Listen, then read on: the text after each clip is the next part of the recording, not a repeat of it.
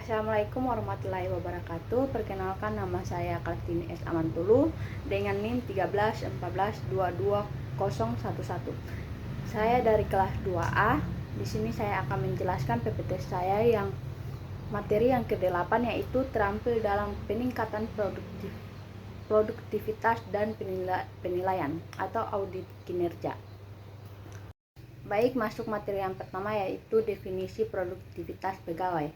Produktivitas kerja adalah rasio antara produksi yang dapat dihasilkan dengan keseluruhan kepuasan yang dapat diperoleh dengan pengorbanan yang diberikan oleh tenaga kerja sesuai cita-cita di perusahaan. Namun tidak hanya mencakup perbandingan output dan inputnya, tetapi juga pada sikap dan tingkah laku tenaga kerjanya, karena tidak semua produktivitas dapat diukur dengan output dan inputnya. Adapun menurut Hasibuan tahun 2016, yang dimaksud produktivitas kerja adalah ukuran efisiensi produksi, yaitu suatu perbandingan antara hasil keluaran dengan masukan output atau input. Masukan sering dibatasi dengan masukan tenaga kerja, sedangkan keluaran diukur dari kesatuan fisik dalam bentuk nilai. Lalu cara mengukur tingkat produktivitas. Ada berbagai macam cara mengukur tingkat produktivitas, yaitu pertama, produktivitas penjualan atau sales. Lalu kedua, profitabilitas, merupakan cara mengukur seberapa banyak yang bisa dicapai dengan sumber daya atau biaya minimal. Yang ketiga adalah kualitatif, yaitu cara ini paling tepat diterapkan untuk para staf yang tugasnya sangat penting yang berkaitan dengan produk, jasa, dan dalam kasus tertentu operasional. Dan yang keempat adalah target manajemen atau manajemen objektif. Cara ini membutuhkan lebih banyak strategi dan rencana untuk jangka waktu yang lebih panjang.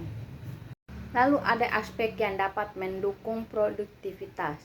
Menurut Wirjana tahun 2007, indikator produktivitas kerja sebagai berikut, yaitu satu, pertama, kemampuan melaksanakan tugas, dan kedua, selalu meningkatkan hasil yang dicapai. Ketiga, semangat kerja yang terdiri dari etos kerja dan hasil yang dicapai hari ini.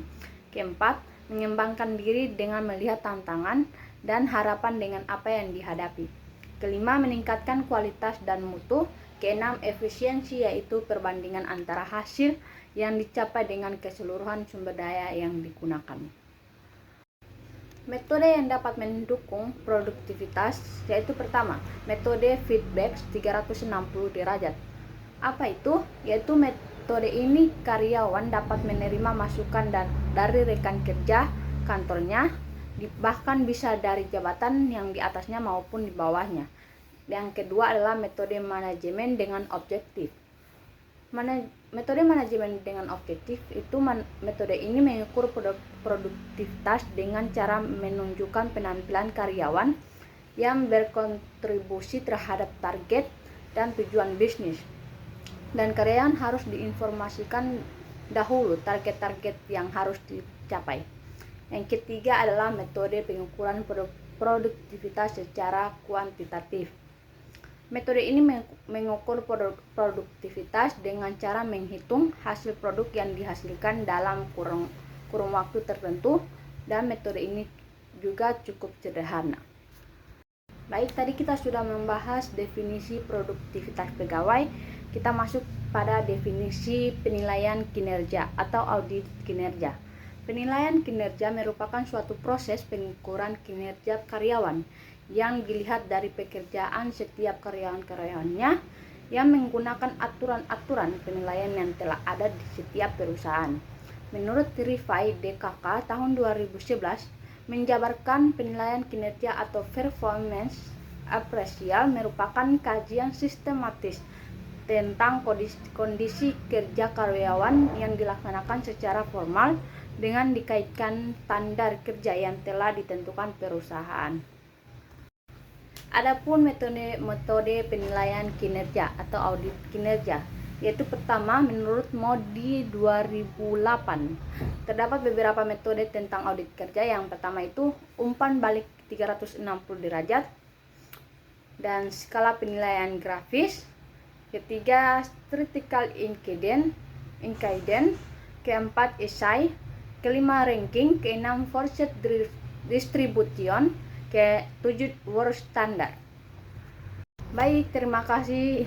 Itulah pemaparan materi saya.